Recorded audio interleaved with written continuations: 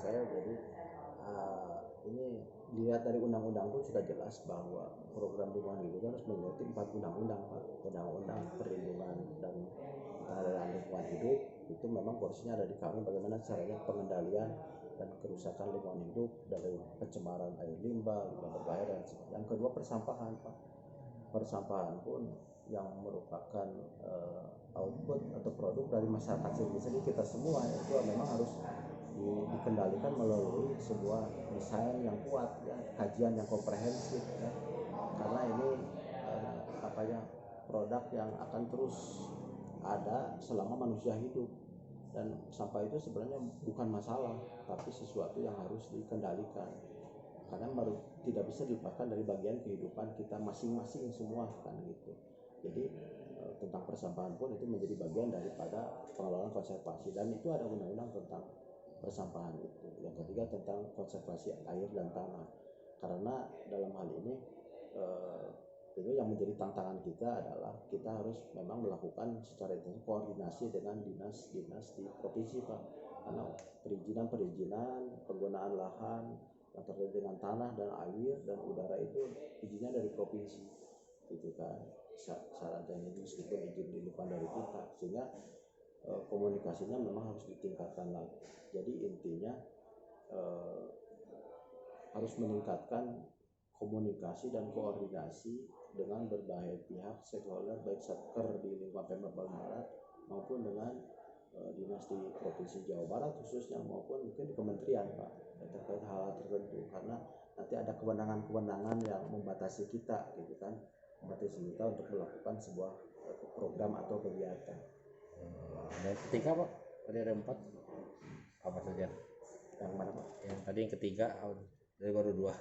Terkait di bidang Bapak nih, rencana apa ke depan di Dinas Lingkungan Hidup ini di 2021, Pak? Ada rencana apa, Pak, di depannya? Kalau perencanaan di kami ya masih sebagian masih historis. Yang pertama adalah peningkatan dan tadi KIE, ya, komunikasi, informasi dan edukasi kepada masyarakat semua segmen. Itu masyarakat, kelompok-kelompok itu bagaimana saja mereka memahami, mengetahui tentang iklim, gitu kan, perubahan iklim ini. Makanya kita ada kegiatan proklim, ya, ada desa-desa yang ditunjuk yang bagaimana caranya dia melakukan semua kegiatan yang bisa menjadikan mereka bisa bertahan hidup dalam kondisi perubahan iklim yang berat, gitu. Jadi kita ada kegiatan-kegiatan pendampingan kepada desa-desa proklim, ya. Yang kedua juga kita juga berupaya untuk mengadakan kegiatan penanaman pohon, ya, sesuai dengan kemampuan kita. Kita ada yang mungkin sebagian dibiayai oleh kita kalau memungkinkan, atau kita berkomunikasi dengan instansi atau satuan kerja di provinsi untuk mendapatkan pohon untuk dibuat penanaman, dilakukan penanaman di lahan-lahan kritis, lahan-lahan yang memang harus ditanam. Dan ini pun penanaman juga harus di daerah harus berizin kepada satker tertentu. Kita juga melakukan kegiatan misalnya tindak lanjut kajian tutupan lahan yang kali ini, misalnya dengan merekomendasi apa yang ada sebenarnya, apa yang perlu ditindaklanjuti baik dari segi aspek legal, gitu kan, misalnya dengan tutupan lain apakah perlu adanya sebuah regulasi peraturan daerah lah, gitu kan, sehingga bukan membatasi, yang mengatur masyarakat melakukan kegiatan yang bisa menimbulkan kerusakan lahan dan hutan seperti itu. Jadi ada aspek legalnya juga, terus aspek kelembagaan kita juga ini nanti bekerja sama dengan bidang sebelah, bagaimana caranya agar mencari peluang-peluang dari instansi-instansi yang bisa dikolaborasikan dengan kita, gitu kan. Yaitu dengan kegiatan kita ada workshop, nanti ada seminar dan lokakarya juga di tahun depan dalam rangka tadi penanggulangan kerusakan hutan, baik pencemaran limbah cair, gitu kan, sampai ke penataan hukum. Kita coba untuk melaksanakan workshop, gitu. Workshop bisa disebut seminar juga kita adakan, baik itu dalam dengan kondisi COVID ini, bisa dengan Zoom meeting, ya, bisa juga dengan mungkin mudah-mudahan kalau sudah beres tidak ada lagi ini dengan tatap muka langsung. Cukup, Pak, makasih. Di Bandung Barat ini bagaimana menangani Bapak? Eh, Kabupaten Bandung Barat ini merupakan kabupaten yang mempunyai kekayaan alam yang luar biasa. Di sana ada kekayaan yang bersifat hayati, baik itu dari tumbuhan, pepohonan, kemudian juga hewani atau satwa endemik juga masih ada di daerah-daerah pesisian ya. Dan juga kekayaan non hayatinya juga ada, yaitu merupakan semua kekayaan yang lengkap yang ada di Bandung Barat, baik yang masuk di wilayah hutan, lahan perkebunan, pertanian juga itu bagian dari kekayaan juga. Itu bisa dipakai atau digunakan, dimanfaatkan oleh warga Kabupaten Bandung Barat dalam rangka pemenuhan kebutuhan ekonomi. Itu juga bisa dijadikan sebagai bagian dari wisata ya, menikmati keindahan alam, dan juga nanti bisa dimanfaatkan untuk kebutuhan pendapatan dari masyarakat itu sendiri maupun pendapatan daerah, dan juga bisa dijadikan sebagai sarana untuk pengkajian ya, ilmiah atau edukasi bagi siapapun, apakah itu perguruan tinggi ataupun masyarakat yang mau menginginkan kajian-kajian yang ada di wilayah Bandung Barat terkait kekayaan alam ini, yang bisa dimanfaatkan untuk faktor-faktor ekonomi, ekologi, atau kegiatan wisata yang lainnya. Dan juga dalam rangka keberlangsungan kehidupan hayati, di mana kehidupan ini merupakan sesuatu yang sifatnya ekosistem ya. Di sana ada rantai makanan, jaring-jaring kehidupan yang tidak bisa dilepaskan ya, meskipun dalam wilayah Kabupaten Bandung Barat. Jadi kalau misalkan terkait dengan Hari Konservasi Alam yang jatuh tanggal 10 Agustus ini, tema apa yang diambil untuk tahun 2020 ini Pak?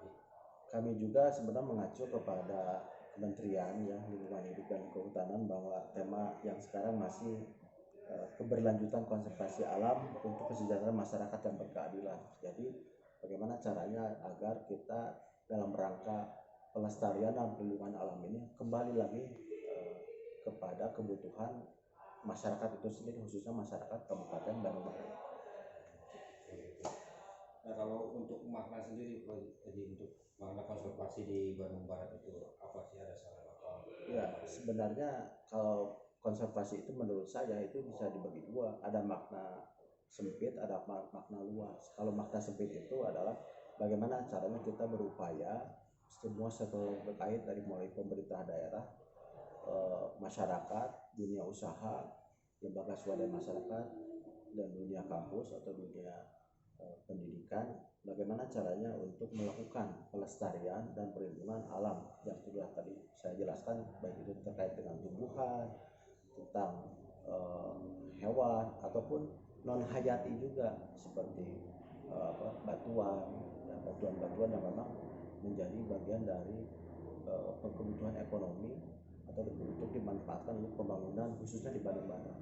Yang kedua, ada makna, sebenarnya makna yang lebih luas lagi, yaitu dimana sebenarnya konservasi itu bermakna luas, bahwa menjaga pelestarian dan perlindungan alam itu tidak hanya dilakukan secara spesifik, tetapi itu berlaku untuk kegiatan dari mulai misalnya di kita ada perizinan lingkungan hidup, ada pengendalian pencemaran air, limbah gitu kan, kemudian limbah berbahaya dan beracun, kemudian juga ada penataan hukum, dan itu juga merupakan sebenarnya bagian daripada melakukan konservasi, meskipun secara sempit konservasi ya itu ada undang-undangnya ya. Jadi ada undang-undang terkait dengan konservasi air dan tanah, tetapi pada hakikatnya ada 3 undang-undang lagi, yaitu undang-undang tentang PPLH ya, pelindungan dan pengelolaan lingkungan hidup, kemudian tentang sumber daya air dan pengelolaan bersama, itu tidak bisa dilepaskan pada dasarnya terhadap kegiatan konservasi yang bermakna luas gitu. Jadi kalau kegiatan konservasi di KBB ini yang sudah dilakukan ataupun ada nggak rencana yang akan dilakukan untuk di Bandung Barat ini? Kalau kegiatan seperti tadi sebenarnya, jadi kalau makna luas itu kita sedang berlangsung dari dulu gitu kan. Dari makna luas misalnya kita melakukan perizinan tentang usaha-usaha yang terkait dengan lingkungan, karena ada izin lingkungan, itu bagian daripada pengendalian dari awal ya. Kemudian ada kegiatan juga pembinaan pengelolaan limbah cair di industri ya, kemudian di limbah domestik dan lain sebagainya. Itu pun bagian dari kegiatan yang sudah berjalan gitu kan. Selain itu untuk khusus untuk konservasi sendiri kita melaksanakan misalnya kegiatan penanaman pohon ya, kerjasama dengan lintas sektor terkait atau instansi terkait, apakah itu dengan misalnya Dinas Kehutanan Provinsi Jawa Barat, dengan Satgas Citarum Harum, dengan Indonesia Power kalau di kita ya. Jadi atau misalnya kita melaksanakan pendidikan penanaman pohon dengan sekolah-sekolah ya, baik dari mulai SD sampai SMA kita kerjasamakan. Makanya di Dinas Lingkungan Hidup itu ada seksi kemitraan yang memang bertugas untuk seperti itu. Kemudian juga kita juga melakukan pengkajian keanekaragaman hayati ya di Bandung Barat dengan bekerjasama dengan pihak ketiga. Kita juga pernah melakukan pengkajian tentang tutupan lahan ya, sehingga kita alhamdulillah Bandung Barat itu 130.000 hektar ya, dan 30%-nya itu hutan ya. Mudah-mudahan ini bisa dipertahankan karena hutan ini menjadi barometer untuk kehidupan kita dari segi ketersediaan air, oksigen, tanah dan lain sebagainya.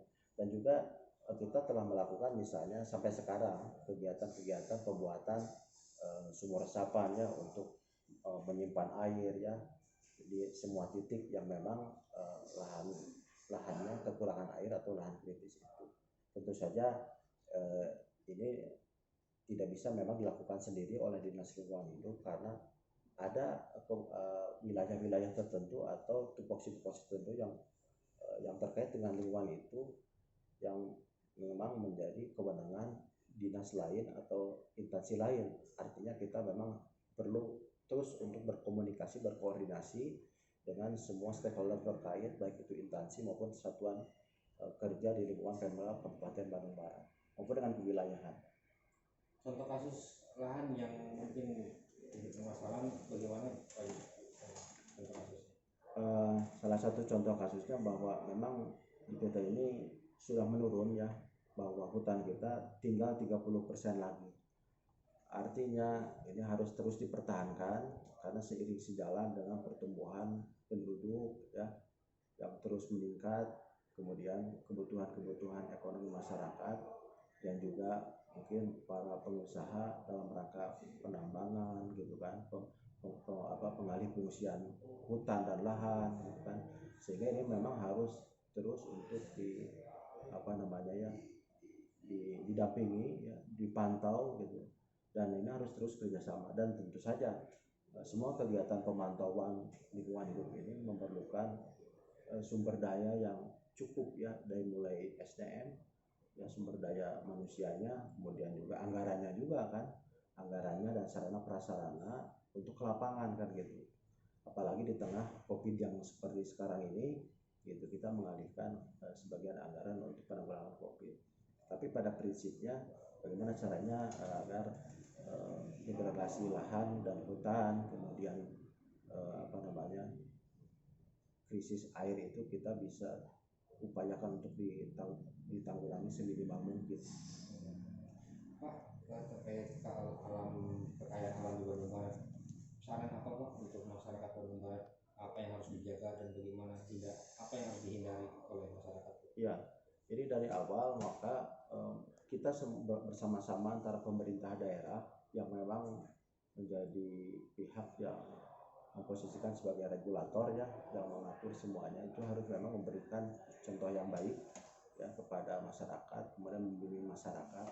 Dan yang kedua, masyarakat pun juga mudah-mudahan untuk ditingkatkan pengetahuannya ya, bagaimana pentingnya menjaga alam ya, karena alam juga akan menjawab, akan mengimbangi apa yang kita lakukan, sehingga memang perlu adanya komunikasi, informasi dan edukasi ataupun penyuluhan, sosialisasi yang masif kepada masyarakat supaya pemahaman tentang alam ini lebih luas, lebih kuat di masyarakat, sehingga dengan adanya pengetahuan yang kuat tentang bagaimana harusnya menjaga alam, maka masyarakat pun nanti punya sikap dan perilaku yang baik terhadap alam. Dan itu memang harus dimulai dari diri sendiri ya. setelah punya pengetahuan harus dimulai dari diri sendiri, dari yang mudah-mudah dulu lah gitu. Kemudian kita bersama-sama berkolaborasi untuk kegiatan-kegiatan yang besar. Jadi harus ditanamkan oleh semua pihak masyarakat, harus tahu dulu baru mampu bagaimana menjaga alam kita. Harus bersama-sama, nggak bisa sendiri. Terima kasih banyak Pak. Akan Hari Konservasi Alam Indonesia, sebenarnya apa saja sih kekayaan alam di Bandung Barat ini dan yang perlu dijaga oleh masyarakat, apa aja sih Pak? Bandung Barat ini atau kan hapus dulu ke yang dulu berarti ini mah pertanyaannya. Kamu jangan